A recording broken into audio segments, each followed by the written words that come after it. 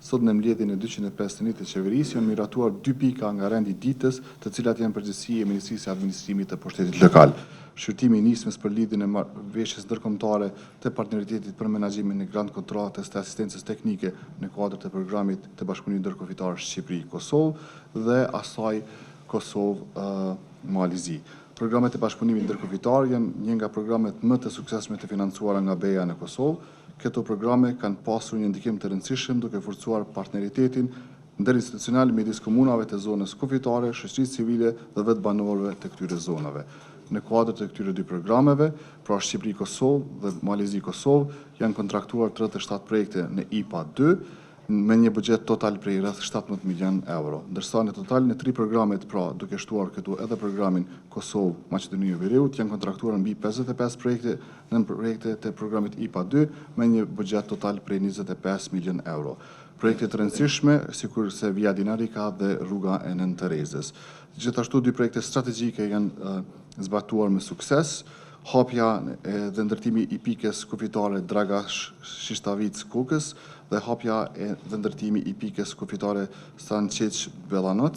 Këto janë disa nga projektet e financuara në IPA-n e implementuar deri tash, ndërsa janë 16 milion euro në dispozicion tash për këto projektet të partneritetit ndërkufitar mes komunave të Republikës Kosovës, asaj të Shqipërisë dhe Malit të Zi dhe pastaj edhe buxhet shtesë për projektet të tjera me Republikën e Maqedonisë së Veriut. Ju falenderoj. Po, në bashkëpunim me Kryeministrin Kurti, do të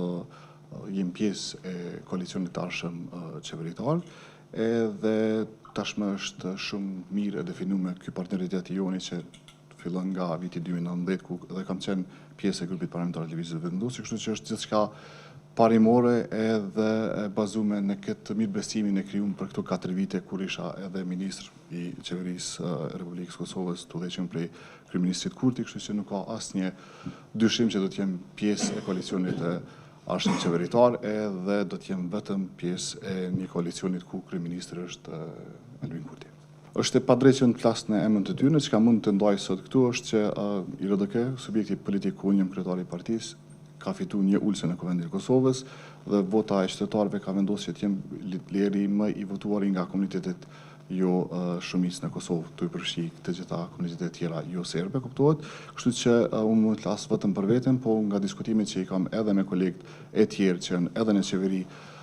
partner të kësaj qeverisë Kurti 2, vullneti i gjithë atyre është që të jenë pjesë e qeverisë Kurti 3, e cila do të jetë në ardhje shumë shpejt.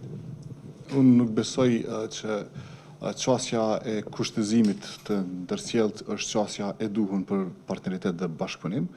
Ne kemi pas një bashkëpunim të shkëlqyeshëm me kryeministrin Kurti në këto 4 vjet. Duhet të ritheksoj që kjo qeveri është qeveria e parë e cila ka pas fokusin tek komunitetet dhe sidomos ato komunitetet që kanë qenë të harruara për shumë vite nga investimet publike. Kështu që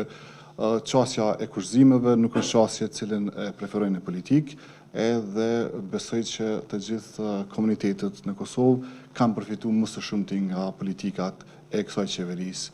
dhe besoj fuqishëm që të gjithë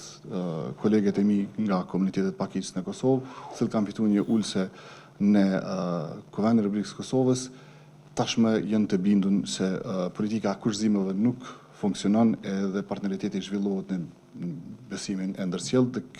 në këtë mandat e kemi vullosur kështu nga një partneritet i shkëlqyeshëm.